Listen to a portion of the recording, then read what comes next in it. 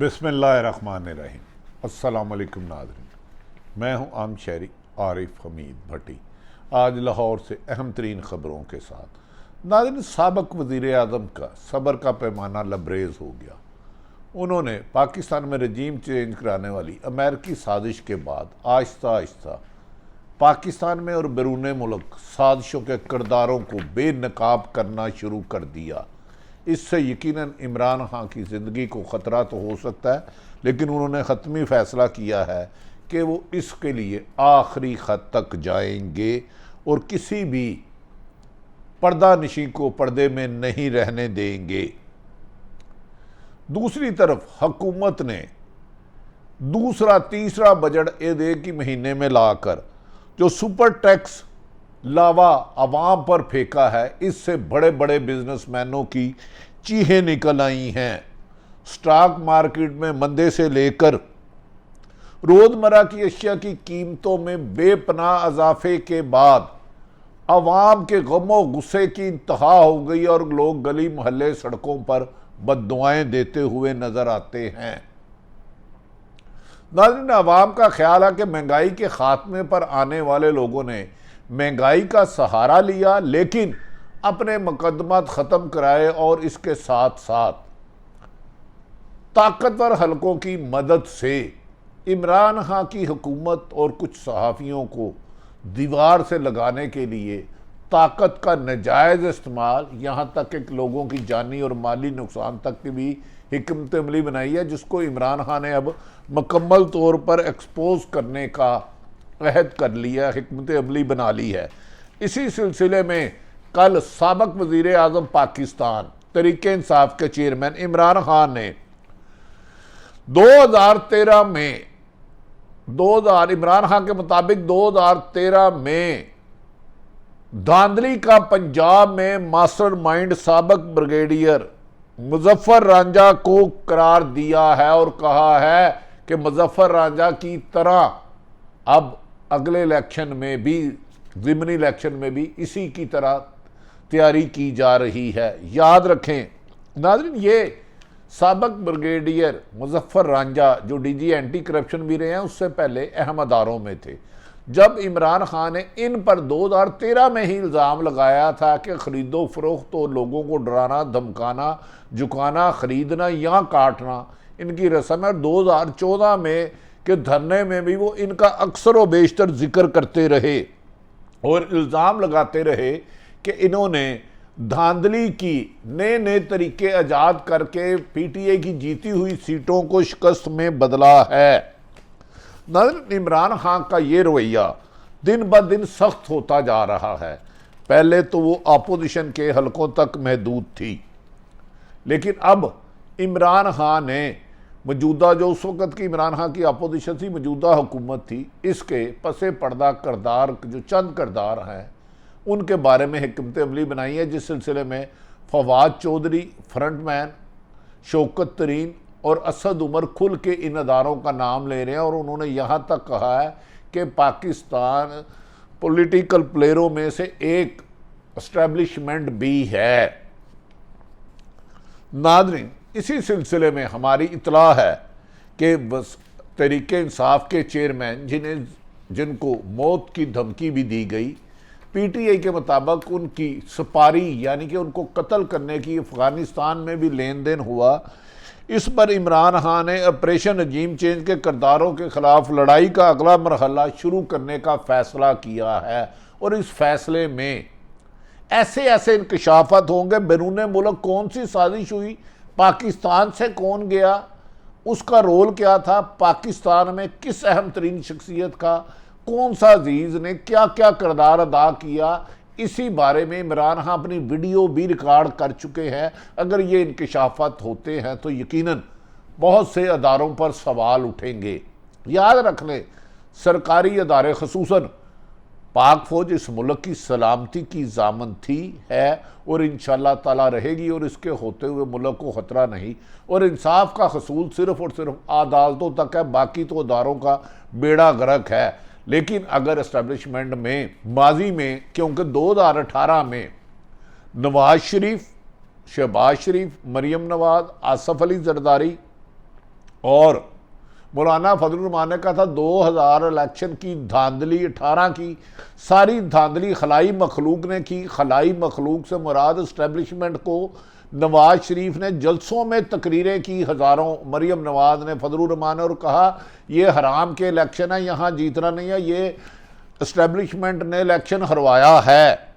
और उस वक़्त उन्होंने आर्मी चीफ कमर जवेद बाजवा के इस्तीफ़े का मुतालबे के साथ साथ उस वक्त के DGI फैज़ हमीद का भी मुतालबा किया।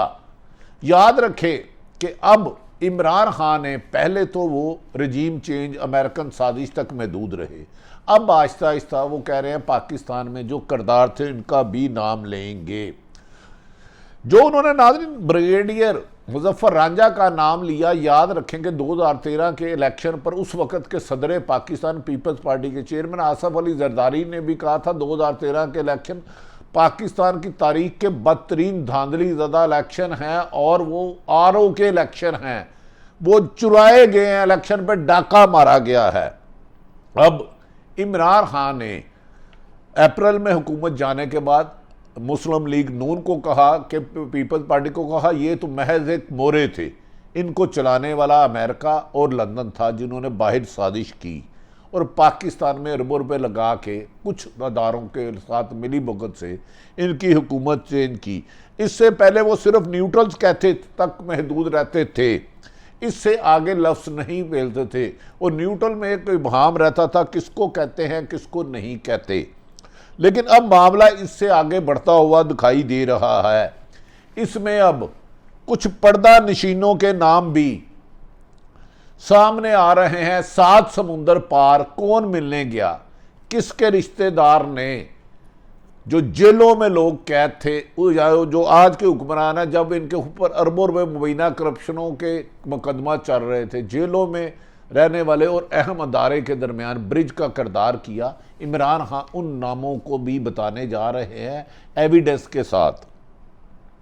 इसमें नाज़रीन कुछ पर्दा नशीनों के नाम 7 समुंदर पार होने वाली कुछ मुलाकातें भी हैं जो एक मिडल मैन ने करवाई, एक या इससे 3 मिडल मैन कहे जाते हैं, मुख्तलिफ औकात में कराई और वो आजकल ग्रंटर और आजकल उसकी पाकिस्तान में बहुत ज़्यादा उसके हुक्म चल रहा है। वो वज़ीर आज़म और वज़ीर आला से भी ज़्यादा ताकतवर बाज़ लोग उनके बारे में PTI कह रही है और कुछ मोहलाती साजिशों का भी जिक्र कर रहे हैं। इसका मतलब है कि इमरान खान ने अब अपनी हिकमत अमली चेंज कर ली। शायद वो लॉन्ग मार्च नहीं करना चाहते क्योंकि वो समझते हैं मौजूदा हुकूमत माशियत संभल नहीं रही। पेट्रोल और बिजली की बढ़ती हुई कीमत और रोज़मर्रा अशिया की कीमत में बेपनाह इजाफा, मौजूदा हुकूमत की माशी कमज़ोरी और सियासी अदम इस्तेकाम की वजह से मकबूलियत में मुस्लिम लीग अवाम में अपना मुकाम खोती जा रही है। लोगों का गमो गुस्सा इस वक्त मौजूदा हुक्मरान पर है। उनका कहना है कि इमरान खान ने भी IMF से मुआहदे किए थे लेकिन इसके बाद अवाम पर इस तरह बोझ नहीं डाला था। मौजूदा हुकूमत ने अपनी मुश्किलात ख़त्म करके यानी कि जाली मुकदमात अरबों खरबों के ख़त्म करके सारी महंगाई का बोझ अवाम पर डाल दिया है। इमरान खान का दबाव बढ़ाने के बावजूद भी हमारी इतला है कि इमरान खान को भी पता है अक्टूबर में इलेक्शन नहीं होंगे, ना इसके सार नज़र आ रहे हैं क्योंकि मौजूदा हुकूमत की गारंटी दी गई थी कि आपकी इस मुद्दत को पूरा किया जाएगा। इसी के बाद IMF ने इनको कर्जे दिए, वरना IMF ने कहा आपका तो किरदार ही ठीक नहीं, आपकी तो डगमगाती कश्ती है, आप तो चंद दिन के मेहमान हैं। जिस पर पाकिस्तान में इमरान खान जिनकी तरफ इशारा करें उन्होंने जाके गारंटी दी और कहा कि ये हुकूमत 2023 तक रहेगी और हम इसके ख़िलाफ़ जितने मर्जी इनकी मकबूलियत कम हो जाए, माशी बदखाली हो, सियासी अदम से, लेकिन इस हुकूमत को सामने करना गया। अब इमरान खान ने इसीलिए कहते हैं ये जितनी देर रहेंगे उतनी देर बदनाम होंगे क्योंकि माशियत इनसे संभल नहीं रही। हुकूमती इत्तेहाद में सख्त इख्तलाफात है। इस वक्त पीपल्स पार्टी और MQM सिंध में एक दूसरे को देखना नहीं चाह रहे, आने वाले बलदियाती इलेक्शन में एक दूसरे के खिलाफ लड़ेंगे, जबकि पाकिस्तान पंजाब में पीपल्स पार्टी और नून लीग की वजारतों पर भी इख्तलाफात हैं। अब इमरान खान समझ रहे हैं कि इस हुकूमत को थोड़ा सा टाइम देना चाहिए, लॉन्ग मार्च की बजाय इस हुकूमत की अवाम में मकबूलियत कम हो ताकि अवाम इनके खिलाफ निकले। इमरान खान ने कुछ राजों से पर्दा उठाएंगे और ये फैसला वो आहिस्ता आहिस्ता उठाएंगे। तो फिर पसे पर्दा राब्तों में तेज़ी आ जाएगी, क्योंकि कुछ लोग इमरान खान साहब को कह रहे हैं कि आप हमारे नाम ना लें, हम मिडल रास्ता निकाले हैं, लेकिन इमरान खान समझ रहे हैं वो उनको ट्रक की बत्ती के पीछे निकाल लगे हैं। दूसरी जनाब, मौजूदा हुकूमत की माशी हर महाज पर नाकामी के बाद हुकूमत की बदनामी में इजाफा होता जा रहा है, और अवाम जो खुद मुस्लिम लीग नून और पीपल्स पार्टी लोग से इनसे मुतनफ़र होते जा रहे हैं। इन्होंने कहा कि आज वज़ीर-ए-आज़म ने जैसे ही सुपर टैक्स का ऐलान किया, माशी मैदान में सुपर हलचल मच गई, तूफान आ गया। बड़े बड़े जो इनके सपोर्टर थे इनके खिलाफ बयान देते रहे। उन्होंने कहा वज़ीर-ए-आज़म ने ये अपना सुपर टैक्स का ऐलान वापस ना लिया तो इस हुकूमत के ख़िलाफ़ तमाम इंडस्ट्री बंद कर दी जाएगी और कारोबार ज़ब्त कर दिए जाएंगे, और इस मुल्क को माँ दिवालिया होने से कोई बचा नहीं सकेगा, और हम अपने बैरून मुल्क कारोबार ले जाएंगे। इस वक्त मुल्क में अफरा तफरी और बेचैनी की सूरत हाल है, जिससे कानों पड़ी बात सुनाई नहीं दे रही। महंगाई की शरह कमो बेशतर 30% के करीब बढ़ चुकी है। जिन कीमतों में नादरीन इजाफा हुआ है, एक तरफ कहते हैं कि गरीब पर नहीं बढ़ा और ग्रोथ रेट जितना नीचे गया है, इस हफ्ते सिर्फ 32 अशिया की कीमत में इजाफा हुआ है। इनमें आयल, घी, टमाटर, आलू, ब्रांडेड घी, अंडे, दाल चने, दाल माश, दाल सब्जी और मुख्तलिफ सब्जियाँ, 32 अशिया जो रोज़मर्रा की ज़िंदगी खा के जीता है, उनमें बेपनाह इजाफा हुकूमत की बदनामी का बायस बन रहा है। और ये चीज़ें, आटा, घी, दालें, सब्जियाँ आवाम के लिए अब ख़रीदना नामुमकिन हो गया है, और 50,000 तक का बंदा एक वक्त की रोटी भी नहीं खा सकता, और इसके लिए अवाम में मौजूदा हुकूमत के लिए नफ़रत में रोज़ बरोज़ इजाफा हो रहा है। ऐसे में महंगाई के सुपर साइकिल में इजाफा करने के लिए हुकूमत ने सुपर टैक्स लगा दिया है, और पाकिस्तान तहरीक इंसाफ सनतकारों ने इस पर टैक्स को मुस्तरद कर दिया है, रिजेक्ट कर दिया है। तमाम बड़ी इंडस्ट्री ने और सनतकारों ने, उन्होंने कहा हुकूमत का जालमाना ये कदम हम कबूल नहीं करेंगे और इसके खिलाफ एहतजाज करेंगे। इस नाकामी के बाद अब इसहाक डार की वापसी की अफवाहें भी तेज़ की जा रही हैं, जबकि इसहाक डार इश्तिहारी भी हैं और सजा याफ्ता भी हैं। नैब कानून के खात्मे के बाद आमदन से ज़्यादा सासों का केस तो कोई अब जान नहीं रही, इसलिए इसहाक डार के लिए तकनीकी इंसाफ लिया जाएगा, और नवाज शरीफ की वापसी की भी बातें शुरू हो गई हैं। लगता है रजीम चेंज करने वाले ने अपनी मुश्किलात मुकदमत ख़त्म करके वहाँ पर महंगाई मंग मारा, और इमरान खान ने स्ट्रेटजी बनाई कि महंगाई के हाथों इस अवाम हुक्मरान को पिटने दें, फिर वो सियासी मैदान में लॉन्ग मार्च या धरने की कॉल करेंगे। बज़ाहिर बादिउल नज़र में उनकी स्ट्रेटजी जो नज़र आ रही है, मैंने आप तक बताया। अल्लाह ताला पाकिस्तान को हामी और नासिर हो।